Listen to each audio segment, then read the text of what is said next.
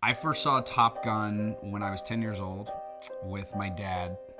I feel like for most fathers and sons, it's sort of a rite of passage. It's something that I think fathers sort of hold on to and are like, okay, I cannot wait to show my son this. And that's how it was with my dad. And I remember after seeing that movie, that's when I asked my dad to start taking acting classes and all that stuff. So if there's a movie that got me into acting, it's this one.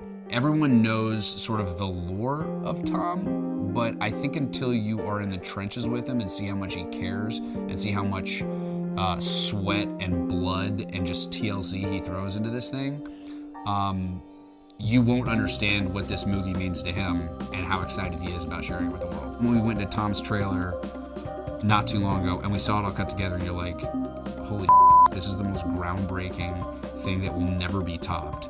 And it's because Tom has 35 years of flight experience under his belt, and he knows exactly what looks good on camera, the physics of how to actually pull it off, and knows logistically how to talk to the Navy and the air boss and how to actually execute this. I don't know if there's another movie star on the planet or another person on the planet that could actually make these aerial sequences happen.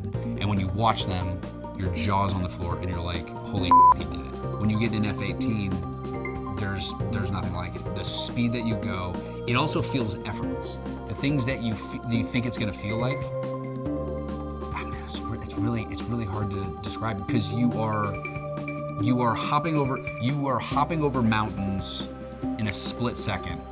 You have absolute control. You can fly 10 feet off the ground and shoot 40,000 feet up in the air in a matter of a couple seconds. And so it's adrenaline and this thrill like you've never ever felt. I would say Hangman is like a cross between Iceman and Maverick from the first one. He flies alone, so he flies like Maverick. Doesn't fly well with the team, sort of lives on the edge, has a blast. And I would say he sort of has the ego of Iceman.